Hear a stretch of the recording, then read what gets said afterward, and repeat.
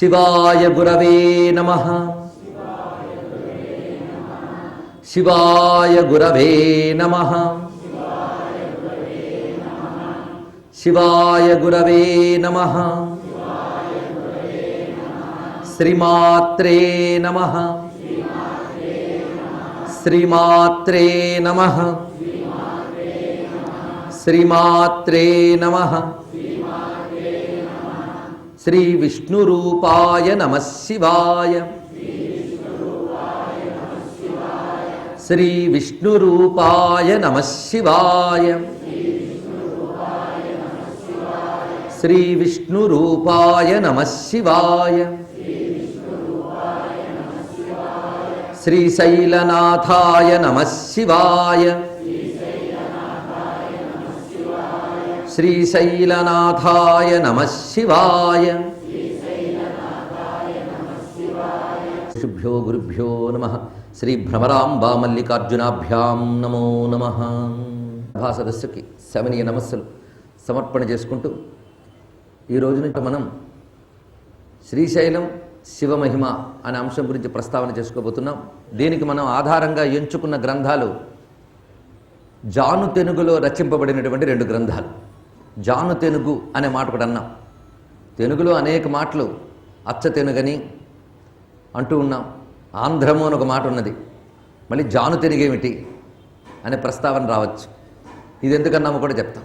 అంటే ఒక విధంగా తెలుగువారిగా మనం గర్వించదగ్గ ఒక చక్కని రచనని సాహిత్యపరంగా కూడా మనం చూసుకోబోతున్నాం. ఆధ్యాత్మికంగా శివతత్వాన్ని తెలుసుకోబోతున్నాం.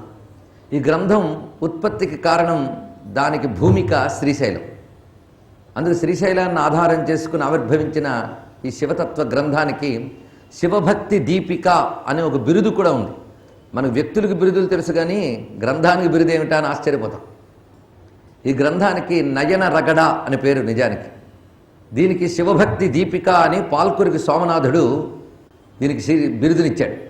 అలాంటి ఆ బిరుదు కలిగినటువంటి గ్రంథం ఇది శివభక్తి దీపిక. అంటే శివభక్తికు దీపిక లాంటిది.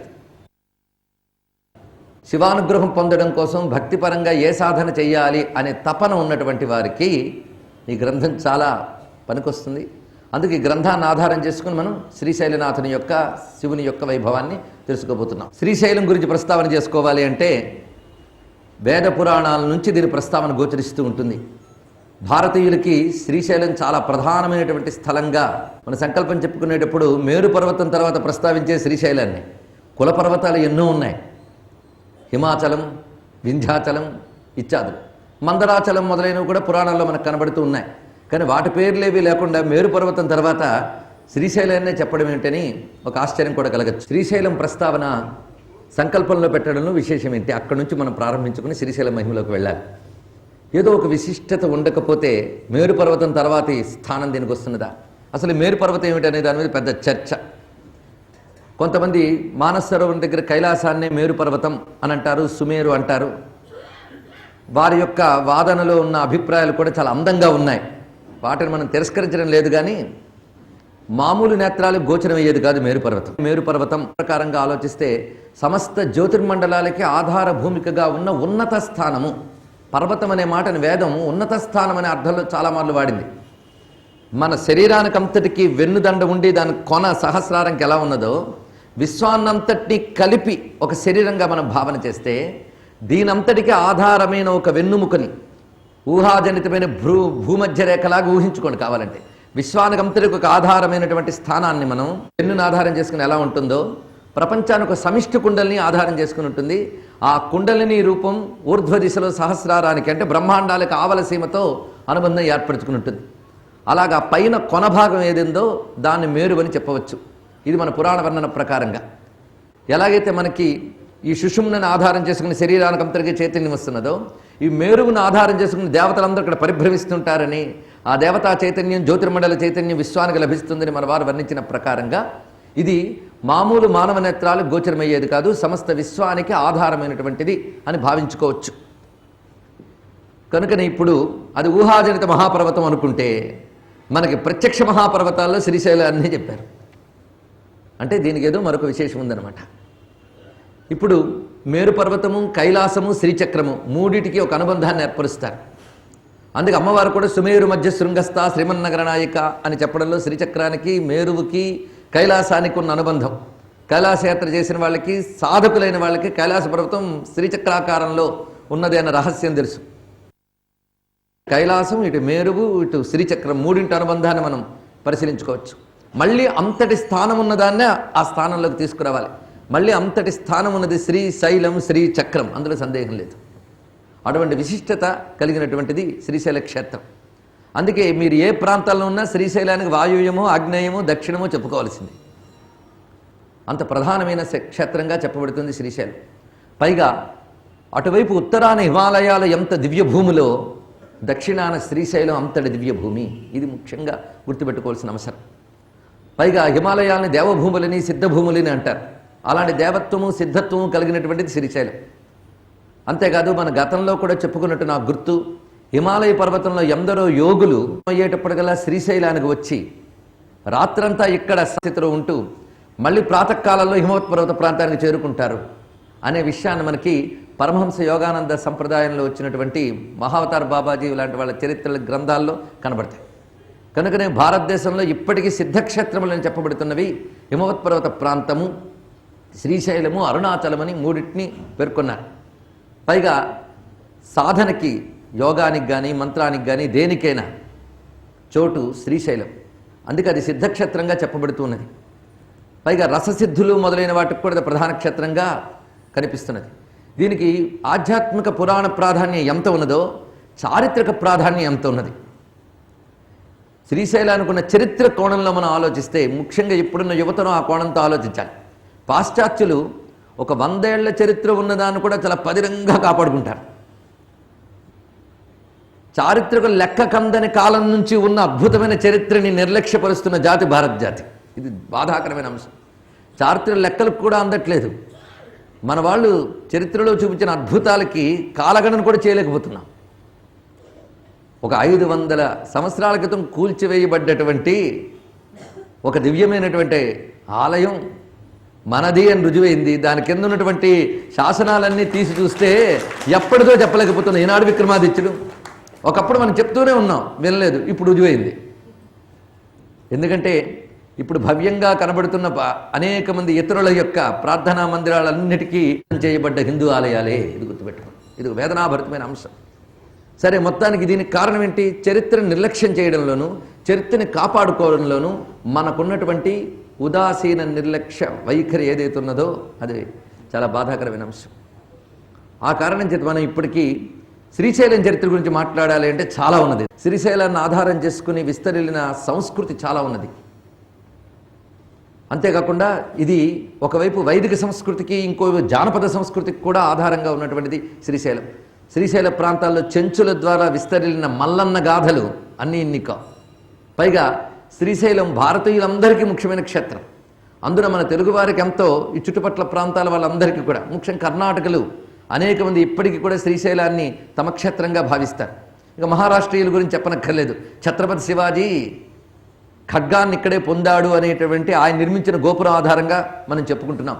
కనుక చారిత్రకంగా దీనికి ఉన్న ఔన్నత్యం అంతా ఇంత కాదు. అంతేకాదు, శ్రీశైలాన్ని ఆధారం చేసుకున్న విస్తరిల్లిన సాహిత్యం చాలా ఎక్కువ ఉన్నది. ముఖ్యంగా మన తెలుగువారి సాహిత్యం ఎవరితో ప్రారంభమైంది అని ప్రశ్నిస్తే చెప్పగలిగే వాళ్ళు తెలుగుల రాజధాని నగరంలో ఉండి ఉంటారని నేను ఆశిస్తున్నాను. ఎవరు తెలుగు సాహిత్యాన్ని ఆదికం అంటాం? నన్నయ్య గారు. 10 గుర్తులేదు నిలబట్టే సొంతలు. నన్నయ్య గారు ఆదికం అంటాం, కానీ తెలుగు నన్నయ్యతోనే పుట్టలేదు. నన్నయ్యకి పూర్వం చాలా సాహిత్యం ఉండేది. నేను చెప్పాను కదా, సంస్కృత నిర్లక్ష్యం చేయడంలో భారతీయులు ముందుంటారు, తెలుగు వారు మరీ ముందుంటారు. అది బాధాకరమైన అంశం. అందుకు నన్నయ్య గారికి ముందు కూడా ప్రాంగణ యుగంలో చాలా అద్భుతమైన సాహిత్యాలు ఉండేవి. వేములవాడ భీమకవి మొదలైన వాళ్ళందరూ అందరూ పూర్వీకులని అంటారు. కానీ నన్నయ్య గారి నుంచే లెక్క వేయడం వల్ల మనం ఎంత మంచి పని చేసామో అంత పొరపాటు చేసాం. అందుకే తెలుగు యొక్క ప్రాచీనతని మనం కాపాడుకోలేకపోవడం వల్ల రుజువు చేయలేకపోతున్నాం. ఇంకా ప్రాచీన కాలం నుంచి తెలుగు ఉంది, తెలుగులో సాహిత్యం ఉంది, పరిశోధిస్తే దొరుకుతుంది. అయితే నన్నయ్య గారు చేసిన మహోపకారం ఏంటంటే, ఋషి వంటి వాడు మహాత్ముడు.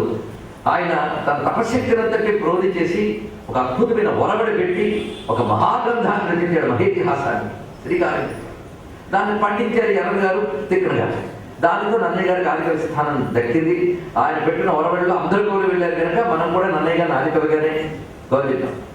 నన్నయ్య తిక్కన ఎర్రల తర్వాత తెలుగు సాహిత్యంలో ఒక యుగం వచ్చింది. ఆ యుగం పేరు శివకవి యుగం అని అంటారు.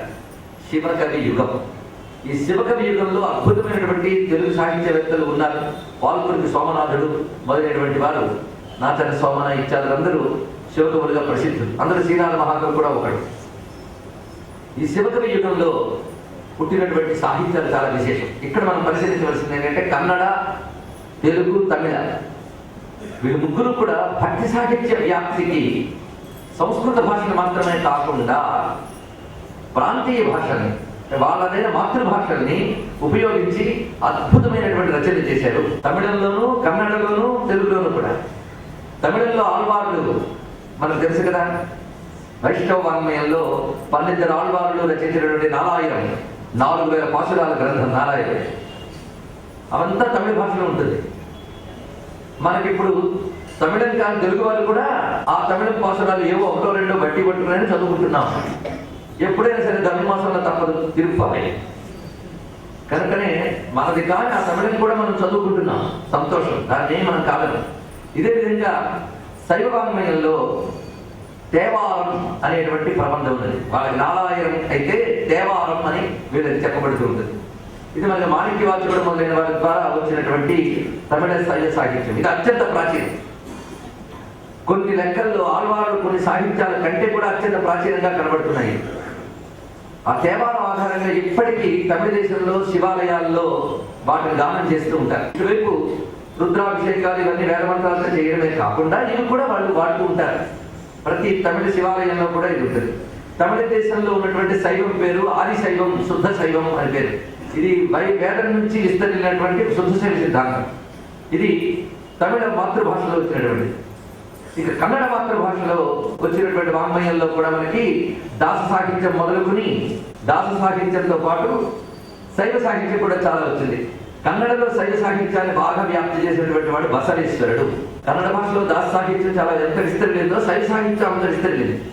దాస సాహిత్యం మనకు తెలుసు, ద్వైత సంప్రదాయానికి సంబంధించినటువంటి మధ్వాచార్య పరంపరకి చెందినటువంటి సాహిత్యం అదంతా. ఇటువైపు శైవ సాహిత్యంలో కన్నడ దేశంలో ఇప్పటికీ బలీయమైన ప్రభావం కలిగినటువంటి వాడు బసవేశ్వరుడు. ఆయన సాక్షాత్ నందీశ్వరుడు అవతారం అని అక్కడ కన్నడ సాహిత్యంలో బసవ పురాణం అనే పేరుతో పారాయణ కూడా చేస్తారు. దాని కథ కూడా చెప్పారు. నందీశ్వరుడు ఎలా పుట్టాడు ఇదంతా అక్కడ విశ్వసించేవారు దాన్ని విశ్వసిస్తారు. చారిత్రికలు బసవేశ్వరుడిని చారిత్రక పురుషుడిగా అంటారు. భక్తుల తండ్రి వృషభావతారంగా అంటారు. ఎవరేమన్నప్పటికీ కూడా బసవ మతం చాలా ప్రభావం చూపించింది. అది మన హిందూ మతంలో ఉన్న సర్వజనీయతని వ్యాప్తి చేసింది. అందరినీ కలుపుకుంది. వర్ణ వర్గ భేదములు లేకుండా అందరినీ కూడా తరింపజేయడానికి ఈ బసవ మతం పూనుకున్నది. పైగా ఈ బసవేశ్వరుడు ఎంత భక్తుడో అంత గొప్ప పాలకుడు. ఇప్పటికీ కూడా ఆయన యొక్క రాజవేషంలో ఉన్న విగ్రహాలు కర్ణాటకలో మనకు కనబడతాయి. ఆ బసవుడి ప్రభావం ఇప్పటికీ కన్నడ దేశంలో శైవ మతంలో కనబడుతుంది. లింగధారణ ఇచ్చారు. ఈ బసవుని యొక్క ప్రభావం చేత ఆయన కూడా శ్రీశైల మల్లినాథుని యొక్క భక్తుడు. కన్నడ దేశం నుంచి భక్తులు అందరూ ఉన్నారు. అక్క మహాదేవి ఇత్యాదులు అందరూ కూడా కన్నడ దేశానికి చెందిన మహాశివభక్తులు. వీళ్ళందరినీ మల్లేశ్వరుడు తనలో లీనం చేసుకున్నాడు. అది కూడా చిత్రమైనది. కనుకనే కన్నడ భక్తులు కూడా ఆయన లీనమైన వాళ్ళు ఎందరందరూ ఉన్నారు. అందులో మనకి ఈ మహానుభావుడు శ్రీశైల మల్లికార్జునికి చాలా భక్తుడు. అంతే కూడలి సంగమదేవుని యొక్క భక్తులు కూడా. బసవేశ్వర వచనములని చాలా అత్యంత ప్రాచీనమైన సాహిత్యం ఉంది. అందులో భావాలు చూస్తూ మనం ఆశ్చర్యపోతాం. ఇప్పుడు అల్ట్రా మోడర్న్ అనుకున్న పాయింట్స్ కూడా రాయలేదు. అంత అద్భుతమైన భావాలు ఉన్నాయి. అపారమైన సాహిత్యం. ఎప్పుడైనా సందర్భం బట్టి అందులో కూడా చూద్దాం. చాలా అద్భుతమైన సాహిత్యం ఇచ్చాడు ఆయన. అపారమైన శివభక్తి, అద్భుతమైన భావనా బలం. అలాంటి సమాజాన్ని ఆయన చాలా ఈ రోజులు మన అంటే అభ్యుదయ భావాలని, అలాంటి అభ్యుదయ భావాలతో శివభక్తిని వ్యాప్తి చేసిన మహానుభావుడు. ఆయన యొక్క భక్తి యొక్క ప్రాబల్యానికి వీర శైవం కూడా దాన్ని అంటారు. ఈ బసవేశ్వర యొక్క మత ప్రభావం ఆంధ్రదేశం మీద వచ్చినప్పుడు పాల్కురికి ప్రాంతాలకు చెందినటువంటి సోమనాథుడు ఆయన చేత ప్రభావితమైన వాళ్ళల్లో చాలా గొప్పవాడు బసవ మతాన్ని. ఆయన కూడా శ్రీశైలాన్ని ప్రధాన స్థలంగా తీసుకుని తన యొక్క శైవ సిద్ధాంతాన్ని వ్యాప్తి చేశాడు. ఈ పాల్కురికి సోమనాథుడు ఈయన అటు తమిళులు ఇటు కన్నడులు ఎంతటి సాహిత్యాన్ని ఇచ్చారు. మహానుభావుడు అంతటి సాహిత్యాన్ని ఇచ్చారు. అందుకు చెప్తున్నాను. మనం ఈ రోజుల్లో తమిళులేమో వాళ్ళ దేవాలయాన్ని వాళ్ళ నారాయణాన్ని చెప్తారు, కన్నడిగులేమో వాళ్ళ దాస సాహిత్యాన్ని బసవేశ్వర వచనాన్ని చెప్తారు. తెలుగు వారు ఎందుకు చెప్పుకోలేకపోతున్నారు? అది నా ప్రశ్న. ఏం చెప్పుకోలేకపోతున్నారు? మనకేం లేవా? వైష్ణవంలో మీకు కావాలంటే నారాయణ ప్రబంధం మొత్తం కలిపి 4,000, ఒక్క అన్నమయ్య ఇచ్చినది ఒక్కడి 32,000. మీరు చెప్పండి, అన్నమయ్య ఒక్కడి 32,000 వైష్ణవ సాహిత్యం. ఎందుకంటే మనకి శైవ వైష్ణవ భేదం లేదు. వాళ్ళ మతాల్లో ఉన్న తీవ్రత్వము, ఇతర ద్వేషములు మనం పరిహరిస్తామే తప్ప వాళ్ళ యొక్క భక్తికి మాత్రం నమస్కారం చేస్తాం. బసవేశ్వర వచనాల్లో కూడా అక్కడక్కడ ఇతర దేవతా ద్వేషం కనబడతాయి, అది మనం తీసేద్దాం పక్కకి. అంతేగాని అవి దగ్గర పెట్టుకుని మొత్తం నిరసించద్దు. అలాగే అన్నమయ్య కూడా అక్కడక్కడ కొంచెం తీవ్రమైన వైష్ణవంలోకి వెళ్ళి అక్కడక్కడ అద్వైతాలని వాటిని నిరసించిన కీర్తనలు ఉన్నాయి. అది ఆయన యొక్క భక్త్యుద్రేకం అనుకున్న ఆయన్ని నిందించకూడదు. అవి పక్కన తీసేసి మిగిలిన మంది మనం తీసుకోవచ్చు. ఎందుకంటే మనం ఈ రోజులు సమన్వయవాదానికి వెళ్ళాలి. అంటే మళ్ళీ ఆయన రచించిన అవి తీసుకున్న ప్రచారం చేయకూడదు, మళ్ళీ దుష్ప్రచారం. అలాగే బసవేశ్వరుడి భాషలో కూడా ఉన్న అద్భుత భావాలు పాజిటివ్ అవి తీసుకోవాలి. ఎందుకంటే ప్రతి సిద్ధాంతకర్త వల్ల కూడా ప్రపంచానికి చాలా ఉపకారం జరిగింది, కానీ వారి అనుయాయుల వల్ల అంతో ఇంతో అపకారం కూడా జరిగింది. మాట చెప్పడానికి నేనేమి సందేహం, ఇది అందరి విషయంలో జరిగిందండి. మన హిందూ మతం కలియుగ ప్రారంభం నుంచి అనేక ఆటుపోట్లు ఎదుర్కొంది. ద్వాపర యుగాంతం తర్వాత నుంచి ఈ ఆటుపోట్లు రాకుండా వ్యాసుడు ఎంతో కష్టపడి సమన్వయించాడు. కానీ మధ్య మధ్యలో ఈ భేదభావాలు చాలా రకాలు వస్తూ ఉంటే మళ్ళీ సమన్వయించారు. శంకర భగవత్పాదుల వారు వచ్చి వేదాంత మత ప్రతిష్టాపన చేశారు.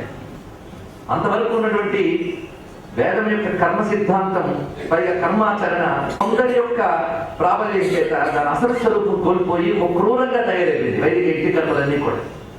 అది వేదం దోషం కాదు, ఎప్పుడు సిద్ధాంతంలో తప్పు ఉండదండి. దాన్ని పట్టుకుని రాద్ధాంతం చేసి అనుయాయుద్ధం. గురువుగారు గొప్పవారి శిష్యులే కాళిదాసు కవిత్వం కొంత, తమ వైద్యం కొంత అన్నట్టు ఇది యాడ్ చేస్తారు. దానితో గురువుగారు అసలు హృదయం దెబ్బతినేస్తుంది. కొందరు శిష్యులు గురువుగారి బోధలన్నీ గురువుగారికి వినిపిస్తారు. ఇవి నేను చెప్పానా అని గురువుగారే ఆశ్చర్యపోతారు. అట్లాంటి శిష్యులు ఉంటారు. అలాంటి శిష్యులు ఈ కలికాలంలో మహాత్ములకు కూడా దొరికారు. ఏం చేస్తాం? కానీ అచ్చమైనటువంటి ఆ సిద్ధాంతాన్ని అలాగే తీసుకొచ్చిన శిష్యుల్లో శంకరులకు మంచి శిష్యులు దొరికారు. తర్వాత శంకరులు చేసిన మహోపకారం ఏంటంటే, ఒకవైపు వైదిక కర్మలు కొంచెం క్రూరమై కర్మ లంపటత్వం పెరిగిపోతూ ఉంటే ఆ కర్మలంపటత్వం తట్టుకోలేక జ్ఞానం కోసం తపన పడుతున్న ఒక యుగ సంధిలో నేను మొత్తం మీకు హిందూ మతంలో ఎన్ని ఉత్థాన పునరుద్ధానాలు జరిగాయో చెప్తూ ఇక్కడికి వస్తున్నాను. లేకపోతే ఈ గ్రంథం అర్థం అవడం కష్టం. అందుకు చెప్తున్నాను ఇదంతా. అంతేగాని విషయాంతరం అనుకోవద్దు. మన సంస్కృతి ఎన్ని ఆటుపోట్లు ఎదుర్కొచ్చిందో మీరు తెలుసుకోవాలి. మొత్తం ఆ పిక్చర్ మీకు ఇవ్వాలన్న ప్రయత్నం. ఎప్పుడైతే వేదం యొక్క కర్మకాండ ఇవన్నీ చాలా మంచివే, కానీ అవి కొంతమంది యొక్క బుద్ధిహీనత వల్ల లేదా స్వార్థపరత్వం వల్ల వికృత రూపాలు సంతరించుకోగానే కేవలం కర్మలంపటత్వమేనా, జ్ఞానం ఏమిటి అనే విషయంపై ఆలోచన కలిగిన సంధియుగంలో బుద్ధుడు ఆ విషయంలో జ్ఞానపరమైన ఒక ఆలోచనని తీసుకొచ్చాడు. తాత్వికమైన ఒక చింతనని తీసుకొచ్చాడు ఇతను. అది నిజానికి వేదంలో వేదాంత భాగం అంతా అదే చెప్తోంది. కానీ ఈ కర్మలంపటాల యొక్క కుప్పలో అది కనబడకుండా పోయింది. కనుక ఆయన ప్రత్యేకంగా ఒక విధమైన తాత్విక చింతని తీసుకొచ్చాడు. మంచిదే, బుద్ధుడు గొప్ప తాత్విక చింతని తీసుకొచ్చాడు. కానీ తదనుయాయులందరూ కూడాను దీన్ని దాంతో సమన్వయించలేక అది వేద విరుద్ధ మతంగా చిత్రీకరణ చేసి అందులో చెప్పినటువంటి తాత్వికతను వేరే తీసేసి క్రమంగా ఈ కర్మ సిద్ధాంతాల కర్మల పరంపరని కర్మ విజ్ఞానాన్ని దెబ్బతీశారు. ఇంకా యజ్ఞాలు అంతరించిపోయాయి. యజ్ఞాల వల్ల ఒక సమతౌల్య స్థితి ఏర్పడుతుంది, ఎకలాజికల్ బ్యాలెన్స్ అని అంటారు. ఇది అదేవిధంగా ఎన్విరాన్మెంటల్ పొల్యూషన్స్ ఇత్యాదులు లేకుండా ఇలా మొత్తంగా మనకి ప్రాకృతికంగా పర్యావరణానికి రక్షణకి యజ్ఞాలు చాలా సహకరించాయి. అలాంటి యజ్ఞాన్ని సమూలంగా దెబ్బతీసేసేప్పుడు ఒకవైపు పవిత్రమైనటువంటి వేదకర్మలు దెబ్బతినేశాయి. జ్ఞానము వికృత రూపాలతో వచ్చేసింది. అప్పుడు దానికి వికృతం వచ్చింది. చూడండి, కలి లక్షణాలు బాగు చేద్దామని ప్రతివారు ప్రయత్నిస్తే అనుయాయుల వేళ ఎలా పాడైందో చెప్తున్నాను. అది ఎప్పుడైతే జరిగిందో కుమారుల భట్టు వారు అవతరించి ఆయన పూర్వమీమాంసని అంటే కర్మ విజ్ఞానాన్ని వైదిక కర్మశాస్త్రాన్ని ఉద్ధరించారు. ఇక్కడున్న యువతరం అంతా కూడా హిందూ ధర్మంలో జరిగిన మార్పులు జాగ్రత్తగా తెలుసుకోవాలి. బుద్ధుడేం కొత్తగా చెప్పినది ఏమిటి ఉన్నది అంటే ఆయన తపస్సుతో తెలుసుకున్నది అయినప్పటికీ అది వేదాంతంలో ఉన్నదే. ఆయన వేదాంతం చదివి చెప్పాడని నేను చెప్పను, కానీ ఆయన చెప్పిందంతా వేదాంతంలో ఉన్నది. కనుకనే బుద్ధుడు మనకి పూజ్యుడే, అందులో సందేహం లేదు. అటు తర్వాత వచ్చినటువంటి విషయాల్లో ఎప్పుడైతే కుమారుల భట్టు తిరిగి కర్మమీమాంసను ఉత్థానం చేశాడో మళ్ళీ ఇదివరకు ప్రమాదం వచ్చే అవకాశం ఉంది. ఏమిటి?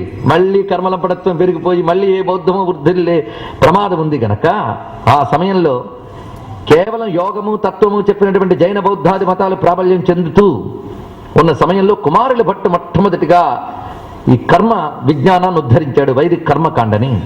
ఆ తర్వాత శంకర భగవత్పాదులు వారు వచ్చి దానికి పూరణ చేశారు. పూరణ చేశారంటే ఏ తాత్విక జిజ్ఞాసతో మనం బౌద్ధం వైపు మొగ్గామో ఆ తాత్విక రహస్యాన్ని వేదాల నుంచి ఉద్ధరించాడు మహానుభావుడు. అది చేసింది ఆయన. వేదాంత మత ప్రతిష్టాపన చేశాడు ఆయన.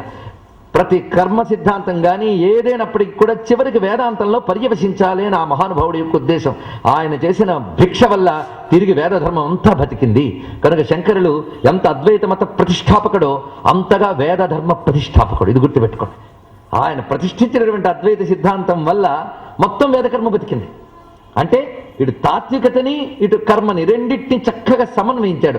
దానిలో కర్మలో ఉన్నటువంటి కర్మలంపటత్వము, క్రూరత్వము, అజ్ఞానము ఇవన్నీ పోయే వేద విరుద్ధమైన తత్వం పోయింది. వేద సమ్మతమైన వేదాంత సమ్మతమైన ఒక తత్వాన్ని ఆ మహానుభావుడు ఉద్ధరించి దేశమంతా పర్యటించి ఆయన చేసిన మహోపకారం అంతా ఇంత కాదు. ఇప్పటికీ భారత జాతి ఆయన రుణం తీర్చుకోలేదు. గుర్తుపెట్టుకోవడం. వేదాన్ని ఆధారం చేసుకొచ్చినటువంటి శైవ వైష్ణవ శాక్త సౌర గాణాపత్య స్కాందాది షణ్మతములన్నీ కూడా వేద విరుద్ధమైన తత్వమతాల వల్ల చివికిపోతున్న దశలో శంకరులు 6 నిలబెట్టారు. ఇది తెలుసుకోవాలి. ఆ విధంగా షణ్మతములు స్థాపన చేశారు, కర్మని స్థాపన చేశారు. వేదో నిత్యమధీయతాం తదుదితం కర్మస్వనుష్ఠీయతాం అని ఒక క్లారిటీ, ఒక స్పష్టత ఆయన చక్కగా ఇచ్చారు. ఆ సమన్వయం ఎంతో చక్కగా సాగుతోంది. అన్నీ ఉద్ధరింపబడ్డాయి. తిరిగి వైదికమైన వర్ణాశ్రమ వ్యవస్థ కానీ, యజ్ఞ వ్యవస్థ కానీ, వేదాంత తత్వ విచారణ కానీ అన్నీ చక్కగా వర్ధిల్లే. కానీ కలికదా ఏదో రూపంలో ఉండాలి. ఆ సమయంలో క్రమంగా ఆయన యొక్క వేదాంతాన్ని కూడా సరిగ్గా అర్థం చేసుకోలేక మళ్ళీ ఈ కర్మల్ని నిరసించడం, భక్తి మార్గాన్ని నిరసించడం, ఇదంతా చేసి శుష్క వేదాంత వ్యాప్తి కూడా జరిగిపోయింది. అట్లాంటి వాళ్ళు ఇప్పుడు కనబడుతూ ఉంటారు మనకి. శంకర వేదాంతమే పట్టుకుని శంకరులు రచించిన రసవత్తరమైన భక్తి సాహిత్యాన్ని కానీ, ఆయన ప్రతిష్ఠించిన కర్మ మార్గాన్ని కానీ తక్కువ చేసేవాళ్ళు ఇప్పటికీ కనిపిస్తుంటారు పండితుల పేరుతో మనకి. వాళ్ళ వల్ల మళ్ళీ కొన్ని ప్రమాదాలు జరుగుతుంటాయి. కలి అడుగడుగున జాగ్రత్తగా ఉండాలండి మనం. అందుకే నేను చెప్తున్న ఉపోద్ఘాతం అత్యంత ముఖ్యం. మీరు అనుకోవచ్చు ఇంకా శ్రీశైలం రాలేదని. శ్రీ అంటే వేదం, శ్రీశైలం అంటే వేదశైలం. ఆ వేద ధర్మం ఏంటో ముందు తెలుసుకోండి. మనమేమిటి, మనం ఎన్నెన్ని జారి ఈ స్థితికి వచ్చాం. మళ్ళీ తప్పుడు దృష్టితో వెళ్ళకూడదని చెప్పడం కోసం అన్ని వివరిస్తున్నాం. ఎందుకంటే కలిలో ఏవో పెడబుద్ధులు పుడుతూనే ఉంటాయి. ఎందుకంటే ఏమీ తెలియని పరిస్థితిలో ఉన్నాం. ఏమీ తెలియని పరిస్థితిలో ఎవడో ఒకడు ఇందులోంచి చెప్పి ఏదో మాట చెప్పి మనల్ని పక్కదారి పట్టించే సులభమైన పరిస్థితుల్లో ఉన్నాం. అటువంటిప్పుడు మన గురించి మనం స్పష్టంగా తెలుసుకోవాలి కనుక ఇంత వివరణ నేను ఇస్తున్నాను. మొత్తానికి శంకరుల యొక్క వేదాంతం కూడా శుష్క వేదాంతం కింద మారిపోయి భక్తి మార్గము, కర్మ మార్గము నెమ్మదిగా శుష్కించిపోతున్న దశలో ఈ భక్తి మార్గాన్ని అభివృద్ధి పరిచి సామాన్య జనులు కూడా, ఎందుకంటే శంకరులు తీసుకొచ్చినటువంటి దాంట్లో కూడా కొన్ని అధికార భేదములు ఇత్యాదులన్నీ ఏర్పడడం వల్ల మొత్తం ఒక పటిష్టత క్రమంగా దాన్ని అర్థం చేసుకోలేని వాళ్ళ వల్ల పటిష్టత కోల్పోయింది. ఈ సమయంలో భక్తి ఉద్యమాన్ని వ్యాప్తి చేసినటువంటి మహాత్ములు వచ్చారు. ఎందుకంటే శుష్క వేదాంతం భక్తిని దెబ్బతీయకూడదు. శంకరులు రెండింటినీ సమన్వయించిన తర్వాత వారు అర్థం చేసుకోలేకపోయారు కనుక. పైగా ఎందుకంటే శుద్ధ అద్వైతాన్ని సామాన్యులంతా తేలిగ్గా అర్థం చేసుకోలేరు. శుద్ధ అద్వైతాన్ని వాళ్ళకి అది చెప్తే అది ఇంకోలాగా అర్థమవుతుంది. అర్థం అవడం వల్ల క్రమంగా నాస్తికత వైపు కూడా తీసుకువెళ్ళిపోయే ప్రమాదం ఉంది. అర్థం చేసుకోలేకపోతే వేదాంతం కూడా నాస్తికత్వం వైపు తీసుకుపోతుంది. ఇందులో నేను ఒక మాట అన్నాను, అది అండర్లైన్ చేసుకోండి. అర్థం చేసుకోలేకపోతే అంతే. అంతేగాని వేదాంతం నాస్తికం వైపు తీసుకెళ్ళిపోయి అన్నాడు అన్నది. మళ్ళీ ఇందాక చెప్పినట్టు ఆయన కూడా చెప్తే ఈయన కూడా చెప్పాడు. ఆ పరిస్థితి ఏర్పడింది. అప్పుడు తిరిగి భక్త్యుద్యమంతో దాన్ని సృష్టిపరిచినటువంటి మహాత్ములు మనం తలంచుకోవాలి. వీళ్ళ వల్ల ఆనాటి హిందూ సమాజంలో అన్ని వర్ణాల వారు, అన్ని వర్గాల వారు కూడా ప్రభావితులయ్యారు. అది భక్త్యుద్యమంలో జరిగింది.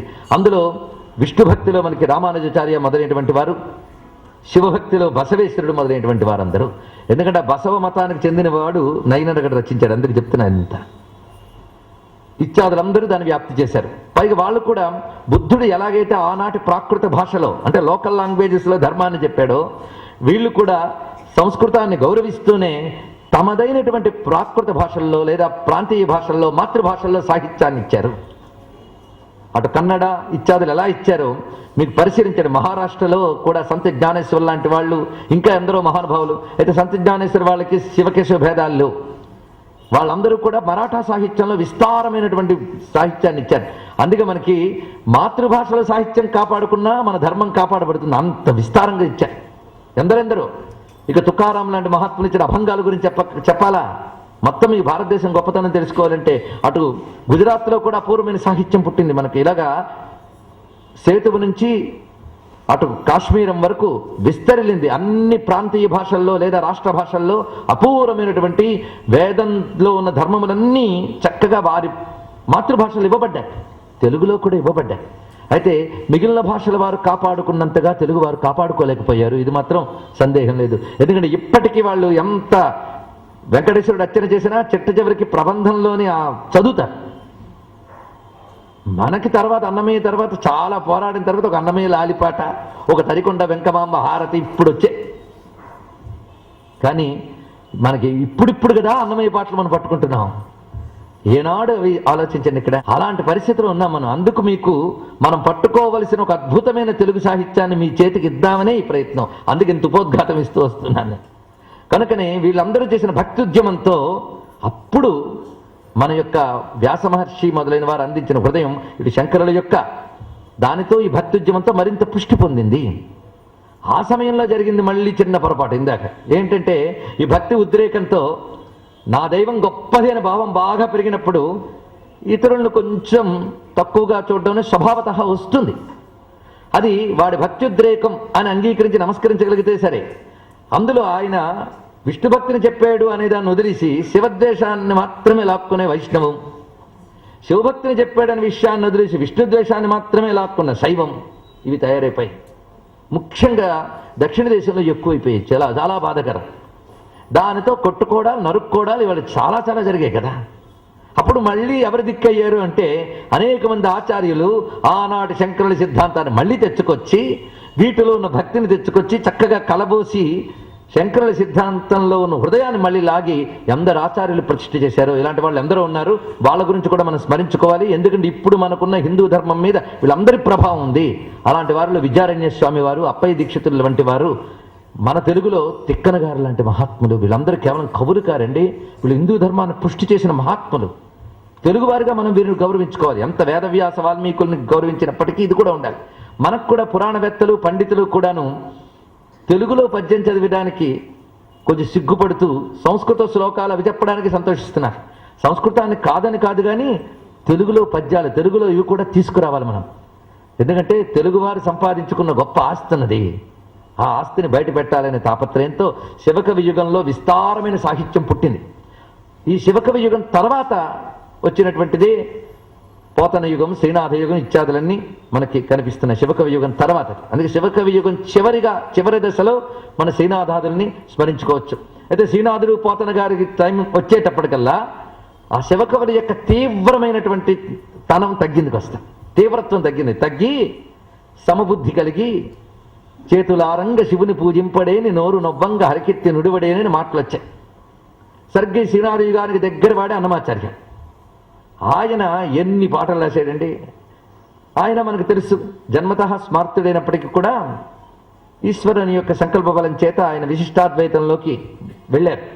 అయితే అద్వైత వాసనలు ఆయనకు పోలేదు కంటే భక్తుడు పండిపోతే అద్వైత అయిపోతాడు. ఇది గుర్తుపెట్టుకోండి.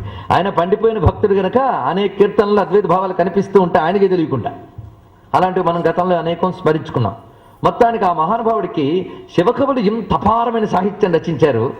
విష్ణుపరంగా కూడా ఇంతది రచించాలని ఏదో తపనుంది. ఇది చారిత్రకంగా మనం పట్టుకోవాల్సిన పాయింట్. అప్పటికి శివకవుల యొక్క సాహిత్యం అప్పటికి చాలా ప్రసిద్ధి. ఎందుకంటే వాళ్ళు కూడా తేట తెలుగులో రచించారు. అందుకు సామాన్య జనంలోకి వెళ్ళిపోయింది ఆ రోజుల్లో. ఇప్పుడు మనకు తెలియదు, కానీ ఆ రోజుల్లో అందరికీ ఈ శివకవుల ప్రభావం బాగా ఉన్నది. వాళ్ళ కన్నడ దేశీ సంబంధమైనటువంటి భక్తుల గురించే తెలుగులో రాశారు మళ్ళీ. అయినా వాడి ప్రభావం బాగా మనకు వెళ్ళింది. ఇందులో దూర్జట్ల అది సమృద్ధిగా ఉంది, అటు అది సమృద్ధిగా ఉంది. అందుకే ఎప్పటికైనా తెలుగువారు మనకు అన్ని నిండుగా ఉన్నాయని తెలుసుకుని దీన్ని ముందు కాపాడుకుని మళ్ళీ పక్క వాళ్ళని గౌరవించండి. అందుకని పక్క వాళ్ళని కాదని నేను అనలేదు, కానీ మన దాన్ని విస్మరించద్దు. అది చెప్పడం కోసం ఇంత ఉపోద్ఘాతం నేను చెప్పాను. కానీ ఇది విషయానికి దూరం కాదు అని సహృదయులు అర్థం చేసుకున్నారు అనుకుంటూ వెళ్తున్నా.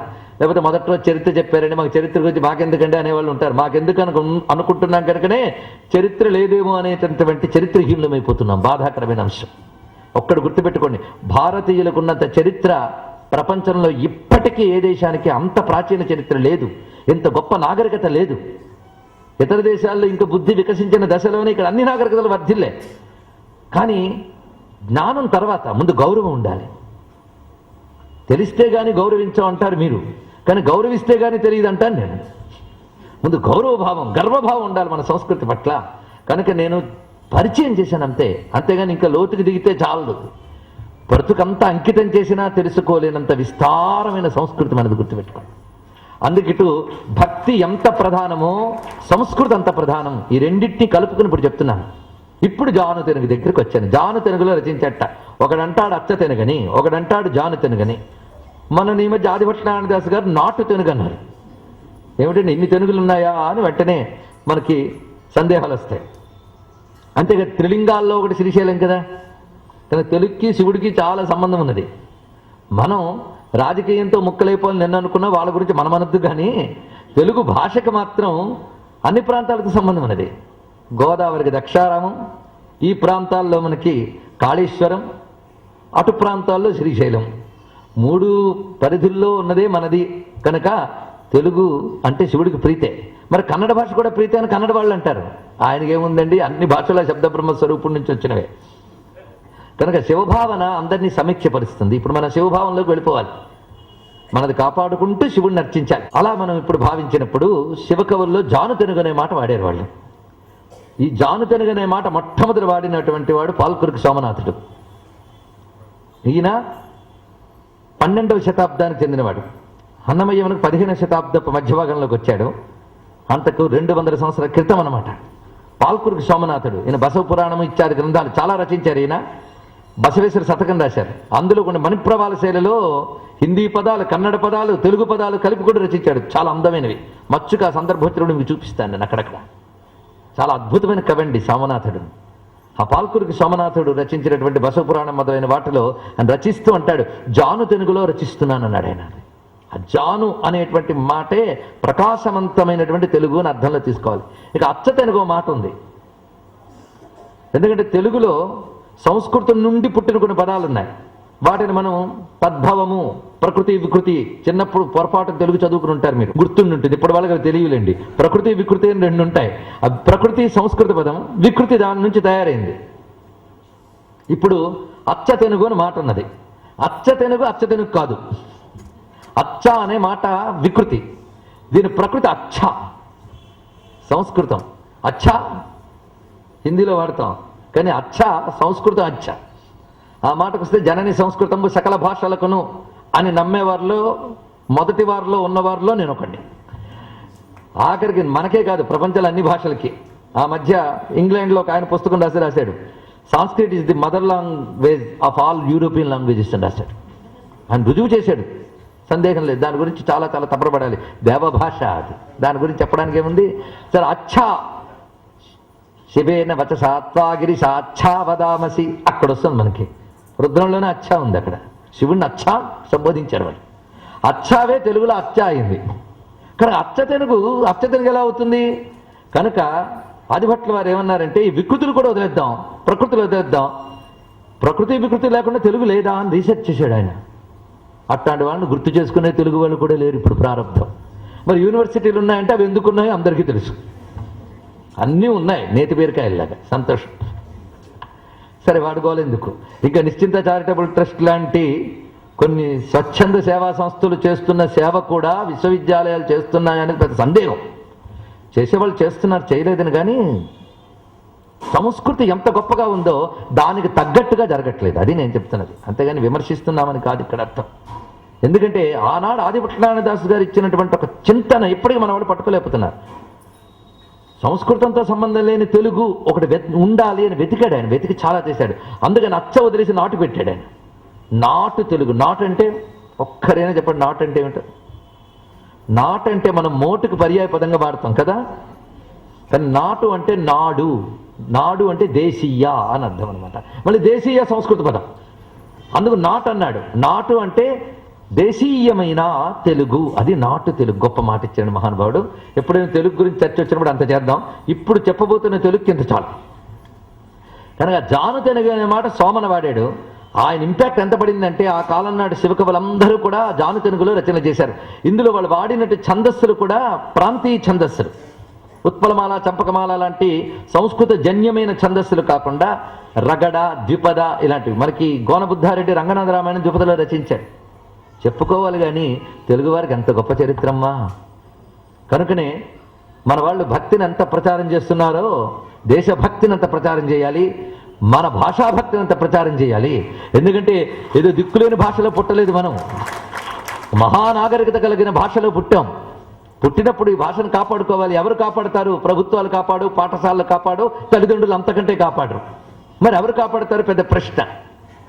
ఆఖరికి ధర్మం బతికించాలన్నా, భాష బతికించాలన్నా పురాణ వేదికలే మిగిలిపోయి ఎవడు బతికిస్తాడండి? ఆఖరికి తెలుగు గురించి మాట్లాడాలన్నా పురాణ వేదికే. అయ్యా మీరు పురాణం చెప్తా అనొచ్చాం, ఇప్పటికే మేము వయస్సు అయిపోయింది, మీరు ఇట్టాడి భాషల గురించి చెప్తే మాకెందుకండి అనే పెద్దవాళ్ళ పాదాలకు నేను నమస్కారం చేసుకుంటున్నా.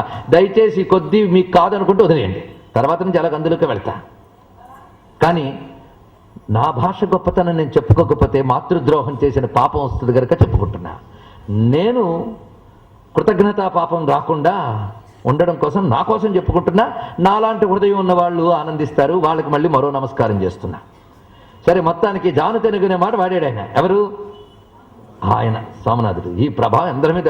ఆ తెలుగు ఎంత అందంగా వాడాడంటే ఆ తర్వాత వచ్చిన అన్నమయ్య వీళ్ళందరూ పట్టుకున్నారు. కనుకనే ఈయన యొక్క మతావేశం ఇవి పక్కన పెట్టి సంస్కృతి పరంగా చూస్తే, భాష పరంగా చూసుకుని అది కాపాడుకోవాలి, భక్తిపరంగా భక్తి ఉంటే అది కాపాడుకోవాలి, అన్నీ కాపాడుకోవాలి. కనుక నా మహానుభావుడు సామాన్యుడు కాదు, సంస్కృతంలో మహాపండితుడు, వేదవేదాంగవేత్త. చేతకాక తెలుగు రాయలేదు, చేతనై రాశాడు. అటు అది తెలుసు, ఇటు ఇది తెలుసు. అందుకే వేద ప్రమాణంతో ఆయన శివధర్మాన్ని వ్యాప్తి చేశాడు ఆ రోజుల్లో. ఎంత గొప్ప కవో అంత గొప్ప మత ప్రతిష్టాత, అంత గొప్ప గురువు, ఆచార్యుడు పాల్కురుకు సోమనాథుడు. అంతేకాదు మనకి ఇటువైపు ఆ శైవ మతాన్ని వ్యాప్తి చేసిన వాళ్ళు ఆరాధ్య శైవాన్ని, అంటే వీర శైవం తాలూకా తీవ్రత డోసేజ్ కొంచెం తగ్గించి వ్యాప్తి చేసినటువంటి ఆరాధ్య శైవ మతం ఆంధ్రదేశంలో కనిపిస్తుంటుంది. శైవం అనేక శాఖలతో ఉంది భారతదేశం అంతా కూడా. శైవం అంటే తెలుసు కదా, శివభక్తితో కూడిన మతం. ఇది మనకి పాశుపత శైవం ఉత్తరాదిలో గుజరాత్ ప్రాంతాల్లో పాశుపత శైవం ఉంది. దీనికి మనకి అగస్త్య మహర్షి మొదలైన వాళ్ళందరూ కూడా వ్యాపించిన వాళ్ళు. రేణుక మహర్షి మొదలైనటువంటి వాళ్ళు. ఈ రేణుక మహర్షి శంకర భగవత్పాదుల వారు కలుసుకున్న ఘట్టం కూడా కొన్ని గ్రంథాల్లో కనబడుతుంది మనకి. ఆ రేణుక మహర్షి మొదలైన వాళ్ళు పాశుపత శైవం మొదలైన వ్యాప్తి చేసినటువంటి వాళ్ళు. అందులో లకులీశుడు కూడా ఒకడు గుజరాత్కి చెందినవాడు. ఇది పాశుపత శైవం. దీని ప్రస్తావన మనకి వేదాల్లో కూడా కనబడుతుంది. దాని నుంచే డిరైవ్డ్ ఇవన్నీ కూడా. శివుడు కూడా వేదాల్లో వాడే కదా, దాని నుంచి విస్తరించారు వీళ్ళందరూ ఆగమాల ఆధారంతో. శైవాగమాలు ఉన్నాయి 64, వాటి ఆధారంతో ఒక్కొక్కరు విస్తరింపజేసుకున్నారు వారి వారి శాఖల్ని ఆయా ప్రాంతాల్లో. తమిళనాట ఆదిశైవ సిద్ధాంతం ఏనాడో ఉంది, అత్యంత ప్రాచీన కాలం నుంచి ఉంది. దానికి సంబంధించిన గ్రంథములు ఇందాక చెప్పాను, తేవారం ఒకటి, పెరియ పురాణం ఒకటి, ఇత్యాదులు చాలా అక్కడ కనబడుతూ ఉంటాయి. ఇవి కాకుండా మనకి తెలుగులోకి వచ్చేటప్పటికల్లా ఆరాధ్య శైవ మతానికి ఆచార్యులుగా మనం అందరూ భావించేది శ్రీకంఠాచార్యులు వారు. చాలామంది ఒక చిన్న పొరపాటు పడుతూ ఉంటారు. వైష్ణవానికేమో రామానుజాచార్యులని చెప్తారు, ద్వైతానికేమో మధ్వాచార్యులని చెప్తారు, సంతోషం. కానీ శైవానికి శంకరాచార్య వారు అనుకుంటారు. శంకరుడు శైవం కాదు. చాలామంది పొరపాటు అభిప్రాయం చేసి శంకరుడు శైవం కాదు, వైష్ణవం కాదు, అన్నీ ఒకటని చెప్పిన మహానుభావుడు ఆయన. మీరు శైవ పరంగా చెప్పాలి అంటే శ్రీకంఠాచార్యుల వారు గుర్తుపెట్టుకోండి. బ్రహ్మసూత్రాలకి త్రిమతాచార్యులు భాష్యం రచించారని మీరు అందరూ చెప్తూ ఉంటారు. త్రిమతాచార్యులు అందులో విశిష్టాద్వైత పరంగా రామానుజాచార్యుల వారిని చెప్తారు, ద్వైత పరంగా మధ్వాచార్యుల వారిని చెప్తారు, అద్వైత పరంగా శంకర భగవత్పాదుల వారిని చెప్తారు. ఇక్కడ విశిష్టాద్వైత పరంగా రామానుజాచార్యులు చెప్పినా వైష్ణవ పరంగా చేశాడు ఆయన. ఇక ద్వైత పరంగా మరొక రకమైన వైష్ణవ పరంగా చేసిన వాడు మధ్వాచార్య. శుద్ధాద్వైతంలో శైవం వైష్ణవం లేదు, అది శుద్ధాద్వైత ప్రతిపాదన. మరి శైవ పరంగా చేసిన వాళ్ళు ఎవరు ఉన్నారా లేదా అని చాలా మందికి తెలియదు. శైవ పరంగా దీనికి వ్యాఖ్య చేసినటువంటి వారు శ్రీకంఠాచార్యుల వారు. ఎందుకంటే నేను ఇప్పుడు చెప్పబోయేది శైవ మతానికి సంబంధించిన అంశం కనుక శైవ మతం యొక్క విస్తారం కూడా ఉపోద్ఘాతంలో తెలుసుకోవాలి మీరు. శ్రీకంఠాచార్యుల వారు బ్రహ్మసూత్రాలకి శివపరంగా వ్యాఖ్య రాశారు. కానీ చిత్రం ఏంటంటే ఇటు ఈ తెలుగు కవులు అందరూ 12వ శతాబ్దానికి చెందిన వాళ్ళు. ఆ సమయానికే శ్రీకంఠాచార్యుల యొక్క ఈ శైవ సిద్ధాంతపరమైన బ్రహ్మసూత్ర భాష్యం కూడా శైవులు గౌరవిస్తూ ఉన్నారు. ఆయన అద్భుతమైన వ్యాఖ్య రాశాడు. అయితే ఆయన ఒక చిత్రమైన పదం శివాద్వైతం అనే మాట వేశారు. అది ఒక చిత్రమైన మాట. దానితో వ్యాఖ్య చేశారు ఆయన. ఆ తర్వాత కొంతకాలం వచ్చినప్పటికల్లా ఈ 14-15 శతాబ్దాలు అంటే ఈ శివకవియుగం కూడా అయిపోయిందండి. ఆ సమయంలో మళ్ళీ వైష్ణవం వ్యాపించింది. ఏ వైష్ణవం అంటే శివద్వేషాత్మకమైన వైష్ణవం. అప్పుడు ఒక ఘటన జరిగింది, అది కూడా మీకు చెప్పాలి చారిత్రకంగా.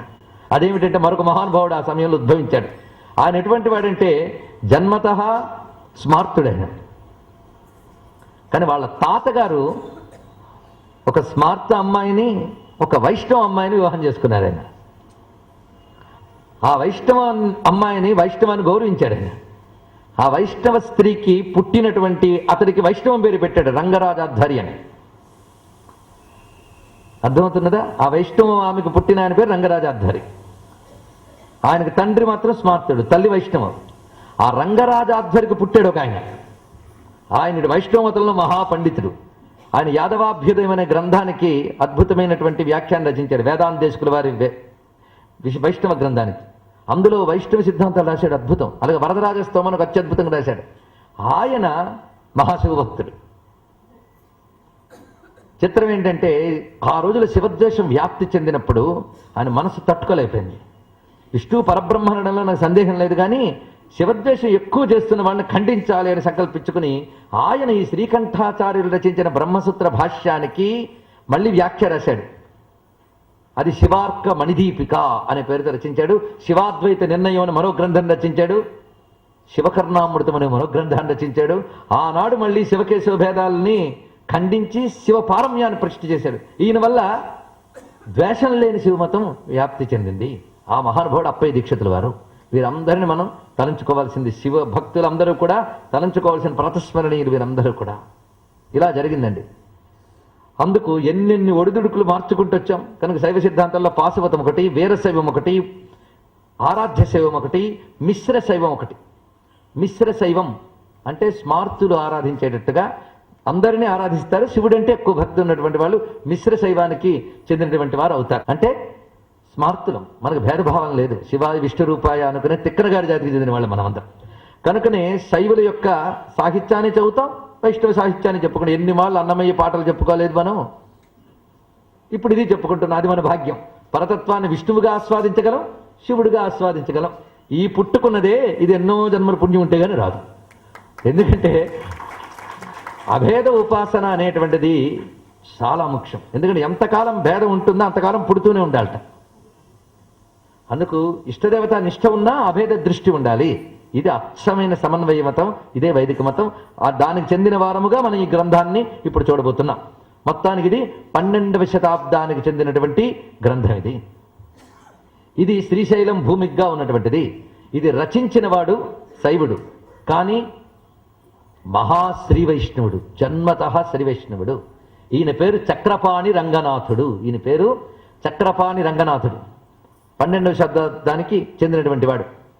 ఈ మహానుభావుడు ఆ రోజుల్లో వీర వైష్ణవుడు. ఉడుకునే వైష్ణవుడు. మన పురాణాల్లో కూడా వైష్ణవం అనే మాట కనబడుతుంటుంది. అక్కడ అర్థం ఏంటంటే మహావిష్ణు భక్తుడు, సర్వం విష్ణుమయం అని భావించేవాడని అర్థమే తప్ప ఇతరులను ద్వేషిస్తూ వైష్ణవతంలో ఉన్నవాడని కాదు అర్థం. ఇప్పుడు అకించన వైష్ణవాంఘ్రి సంస్థాన రజోభిషిక్తులకు సంహృత కర్ములు దానవేశ్వర అన్నారు పోతన గారు. అక్కడ ఆయన దృష్టిలో వైష్ణవాంఘ్రి అనగానే మనం అనుకుంటున్న వైష్ణవ మతానికి కాదు ఇక్కడ చెప్పేది. వైష్ణవం అంటే సర్వం విష్ణుమయం అనే బ్రహ్మభావన. అది అద్భుతమైనటువంటి భక్తి. అది అలాంటి వైష్ణవుల పాదాలకు మనం నమస్కారం చేసుకోవాలి. ద్వేషపూరితమైన వాళ్ళ కోసం కాదు ఇక్కడ చెప్పేది. వాళ్ళకి ఈ జన్మలో కాదు కదా, ఏ జన్మలోనూ మోక్షం రాదు ఈ ద్వేషం ఉన్న వాళ్ళు, గుర్తుపెట్టుకోండి. ఎంత పటిష్టంగా అష్టాక్షలు ద్వాదశాక్షలు చేసినా శివనింద చేసేవాడికి గతి ఉండదు. అదేవిధంగా శివభక్తులమని విష్ణునింద చేసేవాడికి అంతే గతి. గుర్తుపెట్టు, ఎవరికైనా అంతే. ద్వేషం అటు తిరిగిన ఎఫెక్ట్ మాత్రం ఒకటే, గుర్తుపెట్టుకోండి. దానికి పెద్ద తాత్కాణమైన కదా చక్రపాణి రంగనాథుడు కదా, అది చెప్తున్నా. ఈయన వీర వైష్ణవుడు. ఈ వీర వైష్ణవంతో ఏంటంటే శివద్వేషం. ఆ సమయంలో పాల్కురికి సోమనాథుడి ప్రభావంతో శివభక్తి వ్యాప్తి చెందుతుంటే ఎలాగైనా ఓడించాలని పాల్కురికి వెళ్ళాడు ఆయన, ఓడిద్దామని. పైగా అప్పటికి ఈయన ఆచార్య స్థానంలో ఉన్నాడు.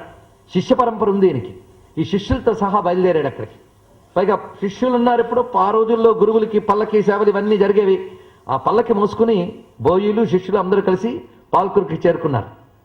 ఈయన సోమన యొక్క ఇంటి చిరునామా తెలుసుకుని వెళ్ళారు. నీతో వాదభిక్ష కోరుతున్నాను అని అడిగితే సోమన చాలా సౌమ్యంగా ఇతడికి ఆతిథ్యం ఇచ్చి, విశ్రాంతి తీసుకోండి, రేపు పొద్దున మన వాదానికి కూర్చుందాం అన్నారు. పండితులందరూ వచ్చి కూర్చున్నారు. వాదం అంటే ఏదో తలుపులు వేసుకుని వాళ్ళు వీళ్ళు కొట్టుకోవడం కాదు. పక్కన పండితులు ఉండాలి చెప్పగలిగి. ఇప్పుడు వాదించడానికి కూడా పాండిత్యాల్లో నోరుంది, తిట్టడం ఉంది తప్ప. ఆ రోజుల్లో వాదనతో ధర్మాన్ని ప్రతిష్ఠించగలిగేవారు. ఇప్పుడు అది వాదించినా అర్థం చేసుకునే వాళ్ళు ఎక్కడున్నారు ఇక్కడ? కలి ముదురుతున్న కొద్దీ చిత్రంగా తయారైపోతూ ఉంటే ఇలాంటి బుద్ధులు పుడతాయని ఆశ్చర్యపోయే బుద్ధులు పుడతాయట. మొత్తానికి ఆ రోజుల్లో వాదనకు కూర్చున్నారు ఇద్దరు కూడా. వాదనదేముందండి, వాదనలో ఒకప్పుడు ఒకడు గెలుస్తాడు. గెలిచినంత మాత్రం వాడి సిద్ధాంతం అనడానికి లేదు. ఆ టైం వాడికి కలిసి వచ్చిందని కూడా అనుకోవచ్చు. ఎందుకంటే వాదించేటప్పుడు గట్టిగా మాట్లాడితే 10 కొటేషన్స్ చెప్పాక ఆ టైంలో వీడికి 11వ కొటేషన్ గుర్తు రాకపోవచ్చు. ఇలాంటివి కూడా జరుగుతాయి. అందుకే భక్తి మార్గంలో నిజానికి వాదం కూడదు. వాదో నావలంబ్య అన్నాడు. భక్తి సాధకుడికి దానిలో నిష్ఠగా చేయాలి తప్ప బుద్ధిని చెదరగొడుతుంది వాదం, వెళ్ళకూడదు నిజానికి. కానీ అప్పుడప్పుడు కుమతాలను ఖండించడానికి వితండ జల్పాది వాదాలు కాకుండా శృతిబద్ధమైన తర్కాన్ని మాత్రం మనం తీసుకోవాలి. శృతిబద్ధమైన వాదం గొప్పదే. అందుకే శృతి మతస్తక్కోను సంధీయతాం అన్నారు శంకర భగవత్పాదుల వారు. కనుక నిగమ ఆగమ సిద్ధమైన వాదం, నిగమ ఆగమ రెండు అంటే వేదము మంత్రశాస్త్రము, ఈ 2 ప్రమాణాలతో సంబంధించిన వాదం ఒకటి జరిగిందిట. ఇటు ఈయన ఆయన శిష్యులు, ఇటు ఆయన శిష్యులు కూర్చున్నారు. వాదన జరుగుతోంది. కొన్ని రోజులు జరిగింది వాదన. ప్రతిరోజు వాదనలోనే ఓడిపోతున్నట్టు ఈయన రంగనాథుడు. చివరికి వాదనలో సోమనాథుడు గెలిచాడు. రంగనాథుడు ఓడిపోయాడు, రుజువు చేయలేకపోయాడు. ఆఖరికి అనుకున్నాడు కేవలం శాస్త్రబలం ఒక్కడే చాలదు, నేను చేసిన ఉపాసనా బలం కూడా చాలదు, ఇంకా ఉపాసన చేయాలి, ఉపాసన చేసి వాదనలో నేను ఓడించాలి ఇతన్ని. అంతేకాదు ఓడిపోయారనేటటువంటి అశాంతి ఒకటి బాగా పీడిస్తుంది. ఓడిపోయినందుకు ఆయన అవమానించలేదు. మహానుభావం మళ్ళీ కలుసుకుందామని పంపించాడు. మర్యాదగా భోజనం పెట్టి బట్టలు ఇచ్చి మరి. కానీ మనసులో అవమానం, రెండో వైపు గెలవాలనే పట్టుదల, ఇంకోవైపు అశాంతి. ఈ అశాంతి పోవాలి, మళ్ళీ గెలవాలి. కనుకనే వాదనలో నేను గెలవాలి అంటే నాకు నా ఉపాస్య దైవమైన నారాయణుడే అనుగ్రహించాలి. ఇప్పుడు నేను చేసిన అనుష్ఠానం చాలదు, మరింత చెయ్యాలి అని నిర్ణయించుకుని సిద్ధభూమైన అహోబలానికి నేను చేరుకుంటాను. అహోబిలం అహోబలం అని 2 వ్యవహారాలు అనుకున్నాయి. గుహల కారణంగా అహోబిలమైంది. మహాబలవంతుడి నృసింహస్వామి ఆవిర్భవించాడు కనుక అహోబలం కూడా అనొచ్చు. ఏదైనా అన్నమయ్య పాటలో 2 ప్రయోగాలు కనబడుతూ ఉంటాయి మనకి చారిత్రకంగా. మొత్తానికి ఆ దివ్యమైన అహోబల క్షేత్రానికి వెళ్ళాలని నిర్ణయించుకున్నాడు. బయలుదేరాడు. ఆ బయలుదేరినప్పుడు హంగామా ఎలాగుంది, శిష్యులు దానికి తోడు ఆ పల్లకి మోస్తూ వెళుతూ ఉన్నారు. దాని పల్లకి ఇటు అటు తెరలు ఉన్నాయి. ఆ ప్రాంతం సరిగ్గా ఉమామహేశ్వరం మీదుగా, అంటే శ్రీశైలంకి ఒకవైపు ద్వారం అది, దాని మీదుగా శ్రీశైలం పక్క నుంచి వెళ్తున్నట్ట. ఆ వెళుతూ ఉంటే శ్రీశైల శిఖరము గోపురాలు కనబడుతూ ఉన్నాయి. ఈయనకి చూచాయిక కనబడి అవేమిటి అన్నట్టు. పక్క వాళ్ళు అన్నారు అది మల్లికార్జును యొక్క ఆలయ గోపురము, అదేమో శ్రీశైలం యొక్క శిఖరము అంటే చిచి అని తెరవేసేటండి. అంత శివద్వేషం అది. ఎప్పటికీ ఉన్నారులేండి అంటాడు. మీరు అనుకుంటారు అవన్నీ పోయేయేమో అని. ఎప్పటికని నేను బాధాకరమైన అంశం ఏంటంటే ఈ మధ్య అమెరికా వెళ్ళాక అక్కడ నేను చూసింది ఏంటంటే ఒక ఆయన తాను స్మార్తం నుండి వైష్ణవంలోకి మారడమే కాకుండా పనిగట్టుకుని ప్రతి వాళ్ళని మార్చే ప్రయత్నం చేశాడు. దానికి ఆధారంగా చేసుకున్నది అక్కడ వెంకటేశ్వరుడు ఆలయాన్ని భూమిగా తీసుకుని మార్పులు. దానికి తోడు ఇక్కడి నుండి వెళ్ళిన ఆచార్యులు కూడా ద్వేషాన్ని కావలసినంత వ్యాప్తి చేస్తున్నారు. ఎందుకంటే హిందూ ధర్మాన్ని బతికించుకోవాలి మనం. ఇవన్నీ కొమ్మలు. ఒక కొమ్మ మరొక కొమ్మను నరకడానికి ప్రయత్నిస్తే చెట్టు దెబ్బతింటుంది. పైగా శివుడిని ఎలా తిట్టాలో వైష్ణవులు నేర్పుతారు, విష్ణువుని ఎలా తిట్టాలో శైవులు నేర్పుతారు. దీన్ని బట్టి వీళ్ళిద్దరినీ ఎలా తిట్టాలో మరో మతం వాడు నేర్చుకుంటాడు. ఈ పరిస్థితిలో ఉన్నాం మనం. కనుక సమయాన్ని, కాలాన్ని, మనకు జరుగుతున్న హానిని, ఇప్పటికే జరిగిన హానిని కూడా తెలియకుండా చేసే అంధప్రాయులైన ఆచార్యులు బయలుదేరి ద్వేషాన్ని వ్యాప్తి చేస్తూ ఉంటే వాళ్ళని ఆచార్యులు అనడం తగునా చెప్పండి. ఇక్కడ కనీసం సంస్కార దృష్టితో ఆలోచించండి. ఇది నేను దుఃఖంతో చెప్తున్నమాట. అక్కడ చూసి మనం అనుకుంటే అక్కడ అందరూ మెచ్యూర్డ్ వాళ్ళు చదువుకోవడానికి వెళ్ళారు కదా, వాళ్ళకి ఇలాంటివి ఏమి ఉండవని. అక్కడ వ్యాప్తి చెందండి. నేను చాలా బాధపడ్డాను. ఒక చోట ఇక్కడ శివనామ ఎత్తడానికి వెళ్ళేది విష్ణువు గురించే చెప్పాలంటే తప్పకుండా చెప్తామన్నాం. కానీ ఈయన బయట శివుడి గురించి కూడా చెప్తాట, అయితే ఇక్కడ చెప్పకూడదన్నారు. ఎక్కడ? హిందూ ఆలయంలో. మరి ఎక్కడ చెప్పాలంటే మసీదులో చెప్పాలా, చర్చిలో చెప్పాలా? చెప్పండి ఇక్కడ. అంతే కదా. మరొక చోట వాళ్ళ ఆచార్యులు ఇంటికి వస్తారు అంటే వాళ్ళ ఇంట్లో శివుడు లింగం కానీ గణపతి కానీ ఉండకూడదుట. అప్పుడు ఎక్కడ పెట్టుకుంటామంటే ఆ ఇంటి గృహస్థు చెప్పాడు, వాళ్ళు మా ఇంటికి వస్తున్నారని చెప్పి మేము బాత్రూంలో పెట్టామండి లింగాలని చెప్పారు. ఇలాంటి దాన్ని కనీసం మానవతా దృష్టితో చూసినా అసహ్యించుకోవలసిందా, ఆరాధించవలసిందా మీరు ఆలోచించండి. 10 మంది ఈరోజు గొంతెప్పగానే బయటకు కొంచెం మూసుకుంటున్నారు, కానీ చాటుమాటగా శివద్వేషాన్ని దేశ విదేశాల్లో వ్యాప్తి చేస్తున్నారు. ఆఖరికి పోని ఈ గాలి లేకుండా అక్కడైనా బాగున్నారు అనుకుంటే అక్కడ కూడా చెడు గాలులు వీస్తున్నాయి. ఇది వచ్చినటువంటి బాధ. అందుకు సమన్వయాన్ని ప్రాణంగా చెప్పినటువంటి శంకరపీఠాల వారందరికీ నమస్కరించుకుంటున్నాం. ఆచార్యులందరికీ వారి దయ వల్ల మళ్ళీ ఇది ఉద్ధరింపబడాలి అని మొత్తం పీఠాధిపతులందరికీ నమస్కారం చేసుకుందాం, శంకరులకు నమస్కారం చేసుకుందాం. ఇది విషయం. ఇది వేదంతో చెప్తున్నాను, మీరు గ్రహించండి.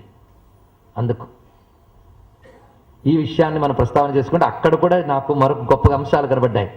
ఒక భార్యాభర్తలు, ఆమె వైష్ణవురాలు, అతడు శైవుడు. బాగుంది. ఆమె నిరంతర శివారాధకురాలు, ఇతడు వెంకటేశ్వర స్వామి భక్తుడు. అప్పుడు అనుకున్న గిరిగీసి కూర్చోబెట్టుకున్నా హృదయంలో ఉన్న భక్తి ఎక్కడికి పోతుంది అని. శివ విష్ణువులిద్దరూ కలిసి కాపురం చేయడం చూసి నేను ఆనందించాను. ఇలాంటివి అద్భుతమైన దృశ్యాలు నాకు కనబడ్డాయి కనుక వాటికి ఆనందిద్దాం. ఇవి మనకు బాధాకరపరిపించినా తొలగించమని పరమాత్మని ప్రార్థిద్దాం. కనుక ఇక్కడ నేను శైవ సంబంధమైన వాంగ్మయం చెప్తున్నాను కనుక ఇదేదో వీరశైవమనో విష్ణుద్వేషమనో దయచేసి అనుకోవద్దని ముందు ఉపోద్ఘాతం ఇంత విషయం. మొత్తానికి ఈ మహానుభావుడు ఎప్పుడైతే చీచీని తెరవేశాడో, అంతేకాదు మీకు చిత్రమైన అంశం చెప్తా. మద్రాసులో కపాలీశ్వరాలయం ఒక ఆలయం ఉంది మైలాపూర్లో. అది అత్యంత ప్రసిద్ధి. స్కాంద పురాణంలో కూడా దాని గురించి చెప్పారు. అంత గొప్ప ఆలయం. కానీ మీకు మరొక విషయం చెప్తా. ఇప్పుడు ఆలయం ఏదుందో అది కాదు దాని అసలు చోటు. అక్కడ సెయింట్ థామస్ చర్చ్ అని ఒకటి ఉంది. దాని పునాది కపాలీశ్వరాలయం, గుర్తుపెట్టుకోండి. ధ్వంసం చేసి వాళ్ళు అది కడితే ఆ లింగాన్ని కాపాడుకు తెచ్చి మళ్ళీ ఆలయం కట్టుకున్నాం మనం. ఇది కూడా తెలియాలి చరిత్ర. అక్కడ శివుడు ఉన్నాడు, ఇటువైపు అమ్మవారు కల్పకాంబ అని ఉంది. ఆ కల్పకాంబని చూడడానికి కొందరు వైష్ణవులు వస్తారట. వెళ్ళాలంటే శివుడు అక్కడ కనబడుతూ ఉంటాడు. కనుక వాళ్ళు ఏం చేస్తారంటే పైన ఉత్తరీయాన్ని ఇలా కప్పుకుని శివుడు కనబడకుండా కల్పకాంబ దగ్గరికి వెళ్తారట. వీళ్ళ నా కాలి త్రిశూలంతా ఇంకా ఎందుకు పడవలేదా అని నాకు అనిపిస్తూ ఉంటుంది. ఎందుకంటే వాళ్ళ ఆయన్ని అవమానించక ఆవిడ ఎక్కడైనా గౌరవిస్తుందండి. ఆవిడ ఈ కాల పతివ్రత. వాళ్ళ ఆయన్ని అవమానించే వాళ్ళని ఆవిడ గౌరవించదు. విష్ణువు అంతకంటే క్షమించరు, గుర్తుపెట్టుకోండి. దక్షుణ్ణే క్షమించలేదు నారాయణుడు. ఒక దక్ష ప్రజాపతి ఘట్టం చాలదు వీళ్ళు బుద్ధి చెప్పడానికి. సరే, మొత్తానికి ఈ చక్రపాణి రంగనాథుడు గారు ఎప్పుడైతే ఇలా మూసేశారో ఎవరేం చేయగలరు? ఇంత వాదన జరిగిన ఈయన గారికి ఇంతే అనుకున్నట్టు ఒకరిద్దరు. ఎందుకంటే అసలు ఆచార్యుడి కంటే పక్క శిష్యులకు ఇంకా ఎక్కువ జాడ్యం ఉంటుంది. కొన్ని చోట్ల ఆచార్యులు మంచిగానే ఉంటారు, ఆయన్ని అడ్డం పెట్టుకుని వీళ్ళు చేసే గొడవ చాలా ఎక్కువ. అట్లాంటి వాళ్ళు ఉన్నారు. భలే భలే చేశాడు శివుడిని అవమానించి అనుకున్నట్టు వాళ్ళు. మొత్తానికి అహోబిలానికి చేరుకున్నాడు. గురుగారు దిగండి అంటే దిగబోతే నా కళ్ళు కనిపించట్లేదు నాయన అన్నాడు. చూపు రాలే, కన్ను పరిచేయట్లేదు. చూసారు, ఇలా అనగానే అలా తగిలింది ఆయనకి. అందరికి అలా తగులుతుందా? ఇలా అనగానే అలా తగలన్నా కొంత పుణ్యం ఉండాలి వెనకాల, గుర్తుపెట్టుకోండి. ఎందుకంటే బుద్ధి వెంటనే రావాలన్నా కొంత పుణ్యం ఉండాలి. తెల్లని చొక్కా మీద చిన్న ఇంకు చుక్క పడ్డా సిగ్గుగా ఇంటికి వెళ్ళి ఎంత వేగం తడుపుతానా అనుకుంటాడు. వేసుకున్నదే మరకల కుళ్ళు చొక్కా, దాని మీద ఏం పడ్డా బాధ లేదు, కన్నాళ్ళని భరించవచ్చు. కనుక ఇతడు విష్ణు భక్తులు కొద్ది నిజాయితీ ఉంది, ఏదో కొద్ది శివద్వేషం ఉంది, అది వేరే విషయం. కనుక మహాత్ములకి ఇలా జరుగుతూ ఉంటే వాళ్ళకి వెంటనే కనిపిస్తుంది. కనుక రిజల్ట్ వెంటనే వచ్చేస్తే కొందరు అంటారు ఈ మధ్య సహస్రం ప్రారంభించారంటే ఆ రోజు నుంచి కలిసి రాదని. అబ్బా, అంత ఎఫెక్ట్ ఇచ్చేయడం చదివారా? నమో నమః. ఏ దేవత చెడు ఎఫెక్ట్ ఇవ్వదు, ఇచ్చేసిందేమో అన్నది గొప్పవాళ్ళం ఇంకా, అది గుర్తుపెట్టుకోండి. అదొక అజ్ఞానం.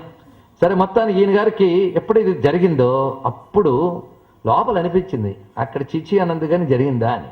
కానీ మనిషి చాలా చిత్రమైన వాడండి. ఇవాళ దేవుణ్ణి ప్రార్థిస్తే రేపు కోరిక నెరవేరినా ప్రార్థన వల్ల నెరవేరింది అనుకోడు, కాకతాళీయం అనుకుంటాడు. అంత దుర్మార్గుడు మనిషి. అందుకే భగవంతుడు కూడా అంత తేలిగ్గా కనబడ్డు. అంతేకాదు, చెడు జరిగినా దానివల్ల జరుగుతుంది ఏంటి అని కూడా అనుకుంటారు. రెండూ ఉన్నాయి సైకాలజీ. కొన్ని వెంటనే అంటారు, కొన్ని అనరు కూడా. అది పారాయణ చేస్తే చెడు జరిగిందేమంటారు, తప్పు చేస్తే కొట్టేడు అనుకోండి, తప్పు వల్ల జరిగింది అనుకో, అదొకటి వచ్చింది బాధ. ఇవన్నీ మన సైకాలజీలో ఉన్న రాక్షసత్వం ఉందే అనేక కోణాలను ఉంటుంది. కానీ రాక్షసులు ఎక్కడో లేరు, కావలసినంత మంది ఇక్కడే ఉన్నారు. ఇక్కడ పొగుడుతూనే వెనక్కి తిట్టేటువంటి అసురులు చాలామంది. ఎక్కడ అందరూ ఇక్కడ 1000 తలలు 10 తలల రావణుడు మనకు తెలుసు, 1,00,000 తలల రావణుడు లోపల ఉన్నాడు. వీడిని కొట్టడం ఎలాగా అని ఆలోచిస్తూ రాముడు ఇంకా రాలే. ఆయన 10 తలలు ఈజీ కొట్టివచ్చు, ఈయన బ్రహ్మాస్త్రాలు కూడా చాలట్లేదు లోపల వాడికి. సరే, మొత్తానికి ఈయన గారు ఏం చేశారంటే ఉపాసనా బలం ఎలాగో వచ్చిందే అహోబలానికి జపానికి అనుష్ఠానం చేసి ఈ కంటి దోషం కూడా పోగొట్టుకుంటా, మిగిలిన 2 కూడా తెచ్చుకుంటా. శాంతి, వాదంలో తిరిగి గెలవగలిగే బలం తెచ్చుకుంటానికి కొన్ని నెలలు చేశాడండి. దీక్ష పట్టుకుని చేశాడు. ఆయనకి తెలుసు ఇలా చేస్తే అలా రాదని. నిష్ఠగా కదలకుండా కనీసం 40 రోజులైనా చేయాలి కదా, చేశాడు. సాధన చేసినది. అప్పటికి స్నానం అక్కడ భవనాశిని నది ఉంది అహోబలంలో. భవనాశినిలో స్నానం, పూజ ఇవన్నీ శిష్యుల సహకారంతో చేసుకుంటున్నాడు. గట్టిగా అనుష్ఠానం చేశారండి. చివరి రోజు ధ్యానంలో ఆయనకి నరసింహస్వామి గోచరించాట. ముందు ఉగ్రంగా కనబడ్డాట. తర్వాత ప్రసన్నుడే లక్ష్మీ నృసింహస్వామిగా ధ్యానంలో గోచరించి, తప్పు చేసేవు నాయన, శివాపచారం చేశావు. శివాపచారంకి శిక్ష భయంకరంగా, ప్రాశ్చిత్తం లేదు తెలుసా శివాపరాధానికి. శివాపరాధానికి ప్రాశ్చిత్తం లేదు. శివాపరాధం చేసిన వాడిని దేవతలు కూడా క్షమించలేరు. కానీ ఎంతైనా సరే క్షమించాడనే పెద్ద హృదయం ఆయనకున్నట్టు మాకు కూడా లేదన్నాడు. చూడండి, ఎవరికి? శివుడికి. ఆయనకుంది కనుక క్షమిస్తే ఆయన క్షమించాలి తప్ప మా వల్ల కాదని చెప్పాట. ఎవరు? నరసింహస్వామి. కనుక శివాపచార దోష పరిహారానికి తిరిగి వెళ్ళు, మల్లికార్జునుడి దగ్గరికి వెళ్ళి ఆ మహాలింగం దగ్గర తలకొట్టుకేడు. ఇది చెప్పాడు ఆయన. ఎవరు? నరసింహస్వామి. ఇంకేం చెప్తాడండి? స్వామి మాట విని మళ్ళీ బయలుదేరాడు అక్కడికి. శిష్యుల సాయంతో అంధుడైనటువంటి చక్రపాణి రంగనాథుడు తిరిగి అక్కడికి చేరుకున్నాడు. చేరుకుని స్వామి దర్శనానికి వెళ్ళినప్పుడు చిత్రం ఏంటంటే, సోమనాథుడు వారు శిష్య బృందంతో అప్పుడు మల్లికార్జునుడి దగ్గరికి వచ్చేట. చిత్రం. ఆయన చూసి అభయం ఇచ్చాడు, నీకేం పర్వాలేదు, ముందు వెళ్ళి అక్కడికి అన్నాడు. ఆ వెళ్ళి ఆయన ఆ మల్లికార్జున స్వామి యొక్క లింగాన్ని శిష్యుల సాయంతో తాకి తల ఆంచి, ఒకప్పుడు చూడను అన్నవాడు లోపలికి వెళ్ళాడు, ఆ మహాలింగాన్ని నమస్కరించాడు. ఇక్కడ స్వామి మల్లికార్జున మహాలింగాన్ని ఒక్కసారి స్మరించుకుంటే, శ్రీనీరధి నిషంగ భక్త జనతతి శ్రేయోనుషంగ మానాథ శరసంగ ప్రౌఢ వృషభరాన్ మజ్జత్తురంగ క్ష్మానూతన శతాంగ సంగతోష్ణీస సౌరాంబుభంగ సునాస్త్రభంగ శ్రీశైల మల్లికార్జున మహాలింగ, శ్రీశైల మల్లికార్జున మహాలింగ. విశ్వనాథవారు అన్నటువంటి పద్యం ఇది. ఎందుకంటే ఎన్నో లింగాలు ఉన్నాయి కానీ మల్లికార్జునుడికి మాత్రం మహాలింగం అంటారు. ఏమిటో చిత్రం అది. మహాలింగం అంటది ఆ దివ్యమైన జ్యోతిర్లింగం. ఆ జ్యోతిర్లింగాన్ని తాకాడు. ప్రపంచానికే జ్యోతి, జ్యోతిషామపి జ్యోతి అయినటువంటి ఆ పరమాత్మని శిరస్సుతో తాకి కన్నీళ్లతో అభిషేకం చేశాడు, దుఃఖించాడు, విలపించాడు. అంతే కదా అంటాడు స్వామి, చూపు పోయింది, నిన్ను చూసే చూపు లేదు గనక ఉన్న చూపు పోయింది అన్నాడు. చూడండి, ఇక్కడ జ్ఞానం అనే దృష్టి క్షీణించింది గనక ఈ భౌతిక దృష్టి కూడా క్షీణించింది. ఆ చూపు ఇవ్వాలన్నా ఈ చూపు ఇవ్వాలన్నా నువ్వే ఇవ్వాలయ్యా స్వామి అని దుఃఖించి, నువ్వు చూపిస్తే, నువ్వు చూపు ఇస్తే, నిన్ను చూపిస్తే అప్పుడు నిలువెత్తు కృతులు నీకు రచిస్తానన్నాడు. నిలువెత్తు కృతులు రచిస్తానన్నాడు. ఏం మాట వచ్చండి, నిలువెత్తు కృతులు రచిస్తానన్నాడు అని స్వామి ముందు విలపిస్తే, దయామయుడైన పరమాత్మ ఆయనకి చూపించేట. చూపివ్వడమే కాదు, తనను చూపించేట. ఒక అద్భుతమైన జ్యోతిస్వరూపంగా గోచరిస్తూనే శ్రీశైలం అంటే ఏమిటో చూపించాడండి. శ్రీశైలం అంటే ఏమనుకున్నావు? కొండ, రాయి, రప్ప, చెట్టు, పుట్ట అనుకున్నావా? ఇవి మామూలు కంటికి. ఇక్కడ ఉన్నదేమిటో నీకు ఇప్పుడు చూపిస్తా అన్నాడు. చూసారా, ఈ చూపు అడిగితే ఏ చూపించాడు పరమాత్మ? మనం చూడలేని చూడగలిగి చూపించాడండి. దానితో శ్రీశైలం కనిపించిందిట. మనకి కనిపిస్తుంది వెళితే. ఏమిటి? రాయి, రప్ప. ఇవి అక్కడున్నా మన కంటికి కనబడిన ఒక మహా తేజోమయమైన ధామం. ఏ క్షేత్రానికి వెళ్ళినా ఈ దృష్టి పెట్టుకోండి. మీకు కనబడేటువంటి సూపర్ స్ట్రక్చరో లేకపోతే మట్టో కాదు క్షేత్రం అంటే. తేజోమయ భూమిక. అది ఈ కంటికి కనబడదు. దానికి తగ్గ తపస్సు మనకు లేదు. తపోదృష్టి వికసిస్తే తప్పకుండా కనిపిస్తుంది. ఇది తెలుసుకోవాల్సింది. పసిపిల్లాడికి కొన్ని అనుభూతులు తెలియవు, ఎందుకంటే శరీరం వికసించలేదు. అలాగే దివ్యమైన విషయాలు మన శరీరానికి తెలియవు, ఎందుకంటే తపస్సు వికసించలేదు. తపస్సు వికసిస్తే దివ్యత్వం తెలుస్తుంది. అది మనం చూద్దామంటే కనిపించదు, ఆయన చూపిస్తే గాని. పరమాత్మ చూపించాలి. ఆయన చూపించాలంటే ఆయనకు దయ పుట్టాలి. ఆయనకి దయ పుట్టాలంటే నీకు భక్తి పుట్టాలి. ఆయనకి దయ పుడితే ఆయన చూపిస్తాడు. అన్నమయ్యపై అలమేలమంగకి దయ పుడితే వెంకటాద్రి అంతా కూడా సాలగ్రామమయంగా గోచరించింది. అవునా లేదా? ఆ తల్లి అంది కదా, చెప్పుకాలతో ఎక్కుతావా, తీసేయండి. వెళ్ళిన వాళ్ళందరికీ చెప్పుకాలు తీసేయని చెప్పడం ఆవిడ పని. మనందరం వెళుతున్నాం, చెప్పుకాలతో వెళ్తాం, చెయ్యరానివన్నీ చేస్తూ ఉంటాం. కనబడ్డ వాళ్ళందరికీ అలమేలమంగ తప్పునైనా అని చెప్తుందా? ఆవిడొచ్చి చెప్పాడంత పుణ్యం ఉందా మనకి? చెప్పండి. అన్నమయ్య మహాభక్తుడు, ఎన్ని జన్మల సంస్కారమో. ఆయన ఒక్కడికి, అందరి యాత్రికులు ఆయనకి చెప్పింది, చెప్పుకాలు తెగుతావు తీసేయనా. ఏంటి? రాయికొండ. రాయికొండ కాదు, చెప్పుకాలు తీసి నీకేంటో నేను చూపిస్తా అందా తల్లి. చెప్పుకాలు తీసేస్తే చూడొక్కసారి, లాలిత సకల సాలగ్రామమయము. ఇది సాలగ్రామయ్య పర్వతం చూడండి. సాలగ్రామం అంటే విష్ణుశిల. అప్పుడు మొత్తం విష్ణువు యొక్క సహస్ర రూపాలు గోచరించాడు ఆ పర్వతం మీద.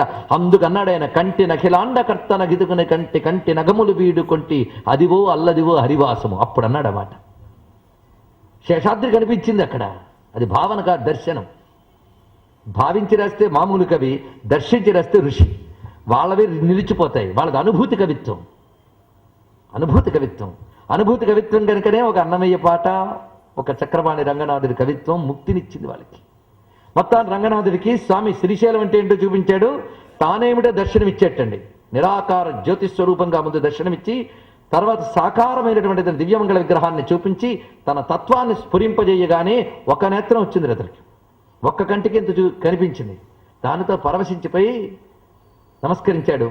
అప్పుడు అన్నట్ట, నువ్వు ఎవరితో వితండవాదం చేసావో ఆయన పాదాలు పట్టుకో, ఆయన అనుగ్రహం ఉంటే రెండో కన్ను వస్తుంది అన్నట్టు. గురుకృప కావాలండి. గురుకృపతోనే ఏదైనా పూర్ణమవుతుంది. అసలు ఇక్కడికి వచ్చింది గురుకృపే. అక్కడ మళ్ళీ మన పాల్కురికి సోమనాథుల వారు ఆయనకి అభయం ఇవ్వడం ఆయన పనికొచ్చింది. ఆయన మనసా గురువుగా స్వీకరించాడు. ఇప్పుడు ఇంకా క్రియారూపంతో వెళ్ళి నువ్వే నాకు గురువు, నన్ను అనుగ్రహించాలి అంటే మా అబ్బాయి దగ్గరికి వెళ్ళి దండం పెట్టు, ఆయన నీకు మంత్రోపదేశం చేస్తాడు. ఎందుకంటే వాదనలో కూడా వీళ్ళ అబ్బాయి వాదనకు ఓడిపెట్టాను. చాలా చిత్రం. అతని పేరు చతుర్ముఖ బసవేశ్వరుడు. ఆయనతో ఆయన దగ్గరికి వెళ్ళి ఆయన పాదాల మీద పడగానే పంచాక్షరి మంత్రోపదేశం చేశాడు ఆయన. ఇంకా తదేక నిష్ఠతో పంచాక్షరి మంత్ర జపం చేసి శైవ ధర్మాన్ని అనుసరించాడు అతను. శివధర్మ స్వీకారం చేశాడు. సర్వం శ్రీ మల్లికార్జున చరణారవిందార్పణమస్తు. స్వస్తి. శ్రీమద్రమారమణ గోవిందో హరి గోవింద. నమః పార్వతీపతే. హర హర మహాదేవ.